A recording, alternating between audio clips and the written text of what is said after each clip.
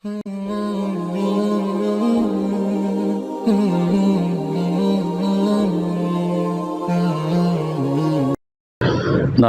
ونصلي ونسلم على رسوله الكريم اما بعد فاعوذ بالله من الشيطان الرجيم بسم الله الرحمن الرحيم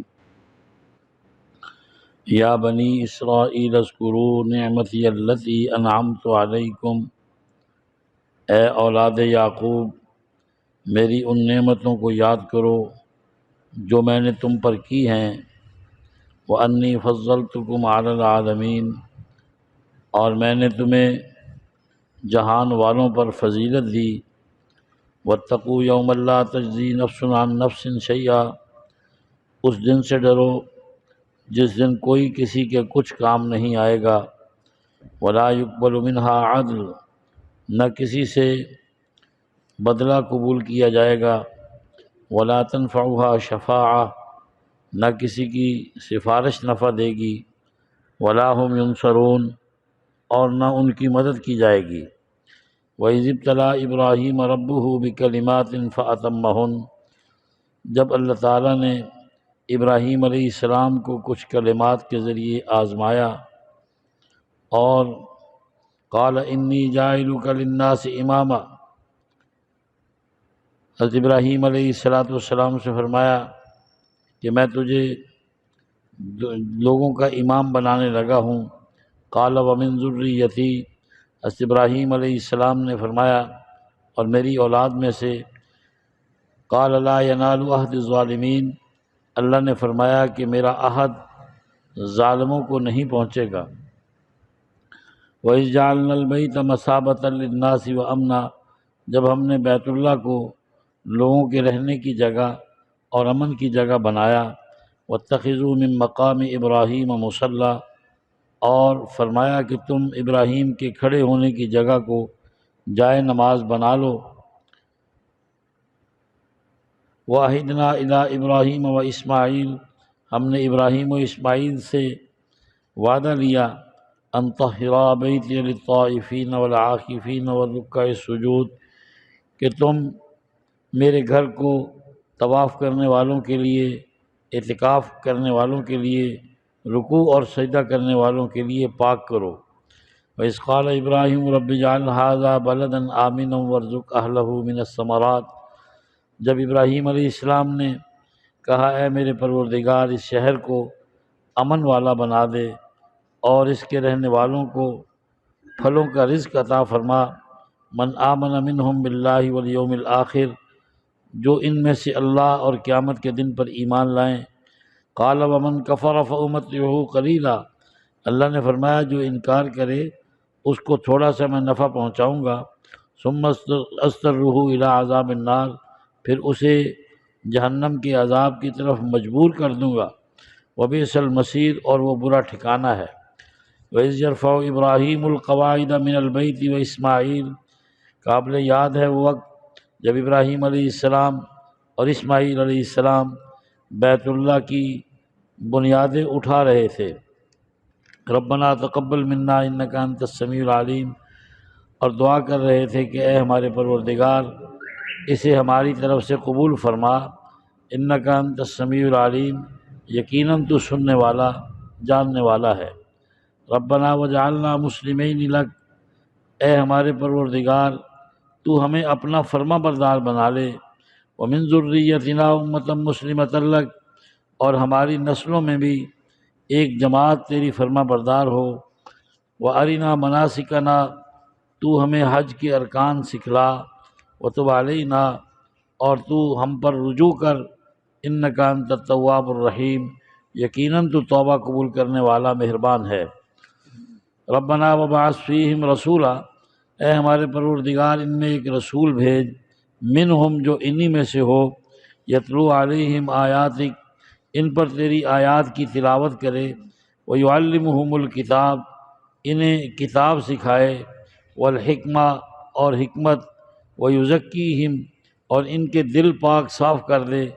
انک انت العزیز الحکیم، یقیناً آپ غالب ہیں، حکمت والے ہیں۔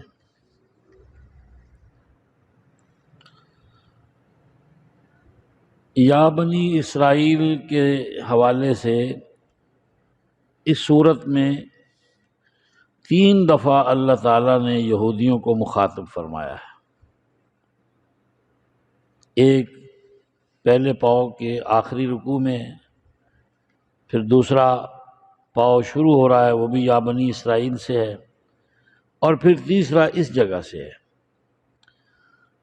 تو اللہ تعالیٰ ان کو یاد دلا رہے ہیں، دیکھو میں نے تم پر اپنی طرف سے فضل کیا ہے اور تم پہ میں نے اپنی بے شمار نعمتیں کی ہیں، اور اب تم اتراتے ہو کہ تمہارا استحقاق ہے، حالانکہ اللہ تعالیٰ یہ تم سے چھین کر کسی اور کو بھی دے سکتا ہے۔ فرمایا کہ دیکھو کافر نہ بنو، کیونکہ کافر جو ہے وہ اتنا قیامت کے دن مجبور ہوگا کہ اس کے حق میں کسی کی سفارش بھی قبول نہیں ہوگی، اس کی مدد بھی نہیں کی جائے گی، اس کو فدیہ لے کے بھی نہیں چھوڑا جائے گا، اور کوئی کافر کسی کافر کے ایک رائی کے برابر بھی کام نہیں آئے گا۔ تو جب کہ مسلمانوں کو اللہ تعالیٰ نے اس سے مستفید فرمایا ہے، شہید کی سفارش بھی قبول ہوگی، حافظ قرآن کی سفارش بھی قبول ہوگی، اور قرآن بھی سفارش کرے گا، رمضان بھی سفارش کرے گا، اسی طرح جو حجر اسود ہے اور رکن یمانی ہے یہ بھی اپنے بوسہ لینے والوں کی سفارش کریں گے، اسی طرح جس کا کوئی بھی سفارش کرنے والا نہیں ہوگا، کلمہ اس نے پڑھا ہوگا جناب محمد الرسول اللہ صلی اللہ علیہ وسلم سب سے بڑے شفیع اعظم ہیں، اس کی سفارش کریں گے، اور سفارش فائدہ بھی دے گی، مدد بھی ہو جائے گی، سفارش سے مدد بھی ہو جائے گی، اور یہ ایک دوسرے کے کام آنے والے بھی بنیں گے۔ یعنی شہید جو ہے وہ اپنے خاندان کے کئی افراد کی جب سفارش کرے گا تو جہنم سے نکال کے انہیں جنت میں ڈالا جائے گا، حافظ کی سفارش پر کئی جہنمیوں کو جنت میں داخل کیا جائے گا، بچے کی سفارش پر جو معصوم بچہ فوت ہوا ہے تو اس کے والدین کو جنت میں بھیجا جائے گا، تو یہ مدد ہی ہے نا۔ تو مسلمان کے کام بھی آئے گا، اس کی سفارش بھی قبول ہوگی، اور جو ہے وہ کیا نام ہے اس کی مدد بھی اس طریقے سے ہوگی۔ ابراہیم علیہ السلام کا تذکرہ آگے آخر تک چلا جائے گا۔ قرآن کریم کے 25 مقامات ہیں جن میں حضرت ابراہیم علیہ السلام کا ذکر آیا ہے۔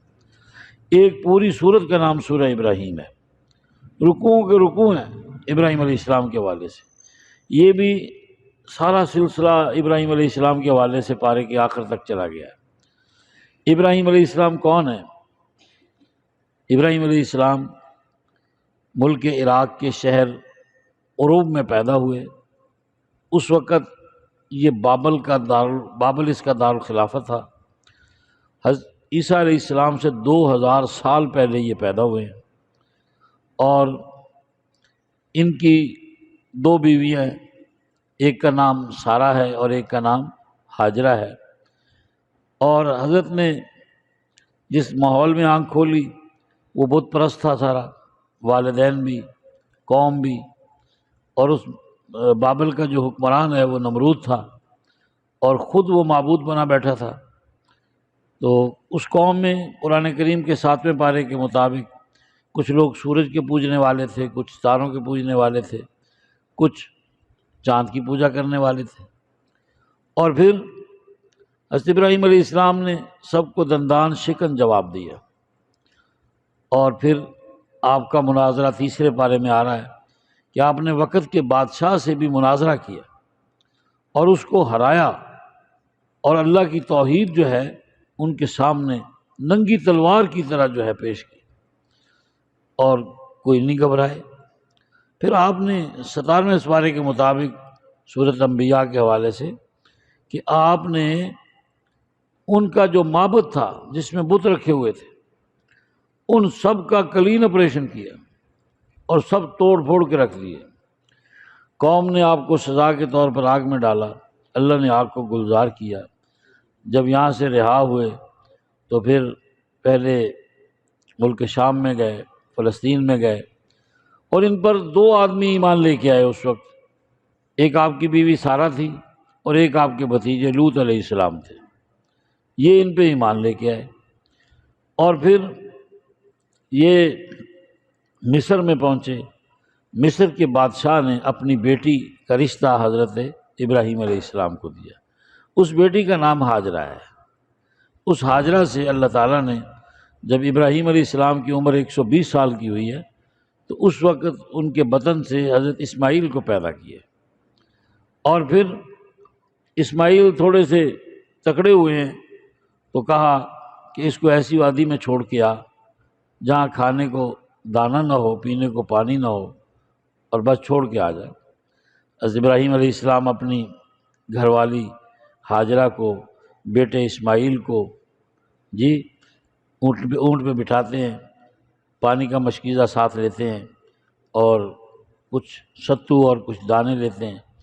تو جہاں آج مکہ مکرمہ ہے، یہ اس وقت وادی ایسی تھی، یہاں چھوڑ کے چلے گئے۔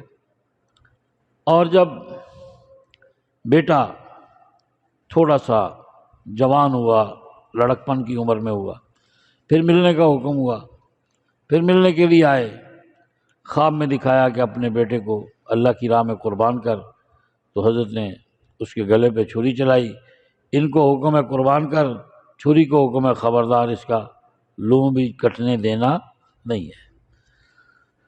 تو جب ابراہیم علیہ السلام اپنی بیوی کو چھوڑ کے جانے لگے تو بیوی نے پوچھا ہمیں یہاں کس کے سپرد کر کے جا رہے ہو؟ یہاں تو دور تک بھی کوئی انسان نظر نہیں آ رہا، جنگل ہے۔ تو اشارے سے اللہ کی طرف اشارہ کر دیا، آسمان کی طرف انگلی اٹھا کے۔ تو ہاجرہ نے دامن خلیل چھوڑ دیا اور کہنے لگی جو اللہ تجھے آگ میں زندہ رکھ سکتا ہے وہ مجھے اور میرے بیٹے کو اس جگہ پر بھی زندہ رکھ سکتا ہے۔ پھر 13ویں پارے کی سورۃ ابراہیم میں حضرت ابراہیم علیہ السلام کا وہ واقعہ لکھا ہے، قرآن کریم کی آیات ہیں کہ آپ نے وہاں جا کر یہ دعا کی، جب باہر نکلے ہیں چھوڑ کے تو ابراہیم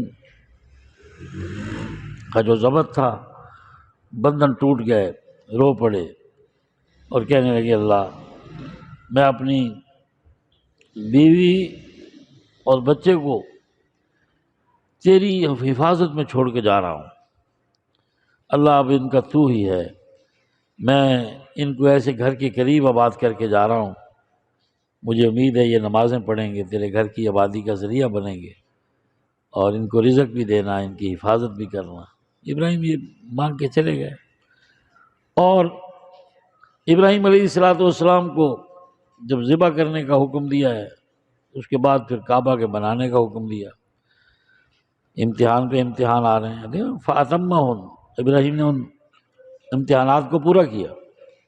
امتحان کیا ہے کہ بت پرستوں کے ماحول میں پیدا کرنا، امتحان کیا ہے برادری کے مقابلے میں کھڑا ہونا، امتحان کیا ہے نمرود کے بادشاہ میں اس سے جا کے بات کرنا، امتحان کیا ہے کہ آگ میں ڈالا جانا، امتحان کیا ہے اپنے ملک کو چھوڑنا اور شام جانا، فلسطین جانا اور مصر جانا، امتحان کیا ہے 120 سال کی عمر میں اللہ نے بیٹا دیا ہے تو بیوی اور بچے کو چھوڑنے کا حکم مل گیا، امتحان کیا ہے بچہ چلنے کے قابل ہوا تو پھر اس کے گلے پہ چھری چلانے کا حکم ہو گیا، امتحان کیا ہے، کتنے امتحان ہیں جی۔ پھر یہ ہے کہ اب تو اور تیرا بیٹا میرا گھر بناؤ، ان کی بنیادیں اٹھاؤ۔ چنانچہ ابراہیم اینٹیں لگا رہے تھے اور اسماعیل گانا پکڑا رہے تھے، اور فرمایا کہ جب بن گیا تو ابراہیم علیہ السلام نے کہا بیٹا ہم نے اللہ کی مزدوری کی ہے، اللہ سے انعام لیں گے۔ ابا جی کیا لوگے؟ تو میں آج وہ مانگیں گے جو اللہ کے خزانے میں پہلا اور آخری ہو، اسے دیتے ہوئے لطف آئے، ہمیں مانگتے ہوئے مزہ آئے، اسے دیتے ہوئے لطف آئے، ہمیں مانگتے ہوئے مزہ آئے۔ چنانچہ ابراہیم علیہ السلام نے فرمایا کہ اے اللہ نے فرمایا نا تیری اولاد میں سے بھی ہم امام بنائیں گے جی، تو فرمایا کہ لیکن ان کو نہیں ملے گا جو ظالم ہوں گے، امامت کا منصب ان کو نہیں ملے گا جو ظالم ہوں گے، یعنی کافر ہوں گے، وہ تیرے نائب اور تیری خاندان کے افراد میں تیرے قائم مقام نہیں ہوں گے، ان کو نبوت نہیں ملے گی۔ تو چنانچہ بنی اسرائیل سارے ظالم ہیں، انہوں نے نبیوں کو قتل کیا ہے، انہوں نے ہفتے کے دن کی مخالفت کی ہے، انہوں نے کتابوں کو بدلا ہے، انہوں نے اللہ کے احکامات کا مذاق اڑایا ہے۔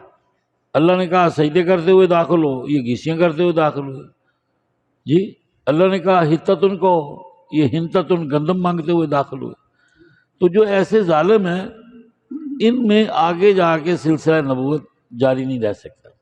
ابراہیم کے 2 بیٹے تھے نا، ایک کا نام اسحاق اور ایک کا نام اسماعیل۔ تو حضرت اسحاق علیہ السلام کی اولاد میں 18,000 انبیاء ہیں، اور اتنے انبیاء کے آنے سے ان کا دماغ خراب ہو گیا تھا۔ یہ کہتے تھے اب کسی اور کے اندر نبی آ نہیں سکتا۔ اللہ نے فرمایا تھا کہ ابراہیم کی اولاد میں سے ہوگا۔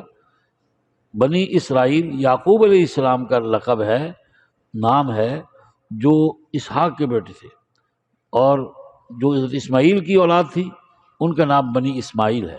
بنی اسماعیل، ہم بنی اسماعیل ہیں، مکے کے مشرک بنی اسماعیل تھے، اور یہودی بھی اپنے ابراہیم کے اولاد میں سے ہونے کا دعویٰ کرتے تھے۔ تو اللہ نے فرمایا کہ ظالم جو ہے وہ ابراہیم کے وارث نہیں ہے۔ ما کان ابراہیم یہودی ولا نصرانیہ ولکن کان حنیفا مسلما، جی وما کان من المشرکین۔ ابراہیم یہودی بھی نہیں، عیسائی بھی نہیں، ابراہیم مشرک بھی نہیں، ابراہیم تو مسلم ہے، یعنی مسلمان اس کے ہیں اور وہ مسلمانوں کا بڑا ہے۔ آپ جانتے ہیں جو ترکہ باپ چھوڑ کے جاتا ہے وہ اولاد کو ملتا ہے۔ جی اب دیکھ لیں آپ، ابراہیم علیہ السلام کا کیا کچھ ہمیں ملا ہے۔ بیت اللہ ابراہیم نے بنایا، وہ مسلمانوں کے پاس ہے۔ جی مقام ابراہیم پہ کھڑے ہو کے کعبے کی تعمیر کی، وہ مسلمانوں کے پاس ہے۔ صفا مروہ پہ ہاجرہ دوڑی، وہ مسلمانوں کے پاس ہے۔ اسی طرح کیا نام ہے اس کا، مزدلفہ ہے، عرفات ہے، اسی طرح رمی الجمار، کنکریوں کا مارنا ہے مینا میں۔ تو یہ سارے ترکے، سارے ورثے مسلمانوں کے پاس ہیں۔ ابراہیم نے ختنہ کیا، مسلمان بھی کرتے ہیں۔ ابراہیم نے مونچھیں کٹائی اور داڑھی کو بڑھایا، مسلمان بھی یہ کام کرتے ہیں۔ ابراہیم علیہ السلام نے وضو میں کلی کی، ناک میں پانی ڈالا، مسلمان بھی یہی کام کرتے ہیں۔ ابراہیم نے مسواک کی، خوشبو لگائی، مسلمان بھی یہ کام کرتے ہیں۔ ابراہیم نے اپنے بیٹوں کا عقیقہ کیا، مسلمان بھی عقیقہ کرتے ہیں۔ اور ابراہیم علیہ السلام کا اتنا گہرا تعلق ہے، اللہ نے خود فرمایا کہ ملت ابیکم ابراہیم هو سماکم المسلمین، اللہ نے تمہیں ابراہیم کی ملت بنایا ہے اور تمہارا نام مسلمان رکھا ہے۔ ابراہیم نے قربانی کی، قربانی مسلمانوں کا حصہ ہے۔ ابراہیم نے حج کیا، مسلمان حج کر رہے ہیں۔ کہنے کا مطلب یہ ہے ان کی تمام ادائیں، ان کے تمام وفائیں، ان کی تمام دعائیں، ان کے تمام انداز اگر آج کسی قوم میں ہیں تو وہ مسلمان ہے، مسلمانوں کے علاوہ کوئی اور نہیں ہے۔ تو اللہ یہی فرما رہے ہیں کہ ابراہیم علیہ السلام نے پھر جو مانگا تو فرمایا کہ میں نے ابراہیم سے کہا، اسماعیل سے، جب کعبہ بن گیا تو اس کو طواف کرنے والوں کے لیے، سجدہ رکوع کرنے والوں کے لیے، اعتکاف بیٹھنے والوں کے لیے پاک صاف کریں، پاک صاف کریں۔ اب اللہ ڈیوٹی لگا رہا ہے اپنے گھر کی صفائی کی۔ تو حضور نے فرمایا جو صفائی کی نیت سے ایک دن کا اٹھا کے مسجد سے باہر پھینکتا ہے وہ جنت کی حور کا حق مہر ادا کرتا ہے، اتنا بڑا ثواب ہے۔ اب آگے کہہ دیتے ہیں مولوی صاحب بڑی گندی ہے، نالی بڑی گندی وضو جی، رستے بڑے گندے نے جی، مولوی کو تو خرید لیا۔ ابے تو خود بھی صفائی کر لے، تو بھی جنت کی کسی حور کا حق مہر ادا کر لے، کہ اسی حور کا حق ادا کرنا تھا جو تیرے نکاح میں ہے۔ اسی لیے بابا صاحب کیا فرماتے ہیں ہمارے علاقے کے بزرگ، اٹھ فریدا ستیا تے چاڑو دے مسیت، تو ستا رب جاگدا تیری ڈاڈے نال پریت۔ تو یہ مسجد میں جھاڑو، اللہ کے گھروں کی صفائی، یہ سنت ابراہیم ہے، مسجد کا بنانا، مسجد کا نظام چلانا، نمازیوں کے لیے اسے پاک صاف کرنا اور ان کے لیے اس کا آراستہ کرنا، یہ سنت ابراہیم ہے۔ خوش قسمت ہیں وہ لوگ جو اس کام میں لگے ہوئے ہیں۔ ابراہیم علیہ السلام نے کہا یا اللہ شہر والوں کو بھی روزی دے، پھلوں کا رزق دے، اس مکے کو امن والا بنا دے۔ کتنا امن والا مکہ ہے، آپ اس کی گھاس نہیں کاٹ سکتے، آپ قتل کر کے بیت اللہ کے حدود میں آ جائیں، سیکورٹی آپ کو نہیں پکڑے گی جب تک آپ باہر نہیں نکلیں گے، اتنا امن والا ہے۔ اسی طرح ہر ایک کی جان، مال، عزت، آبرو محفوظ ہے، کسی کو کوئی خطرہ نہیں ہے، حتیٰ کہ پرندوں کو خطرہ نہیں ہے، جمادات، نباتات، حیوانات سب محفوظ ہیں۔ اس سے بڑی امن کی جگہ اور کیا ہوگی جتنی اللہ نے اپنے گھر کو بنایا۔ فرمایا کہ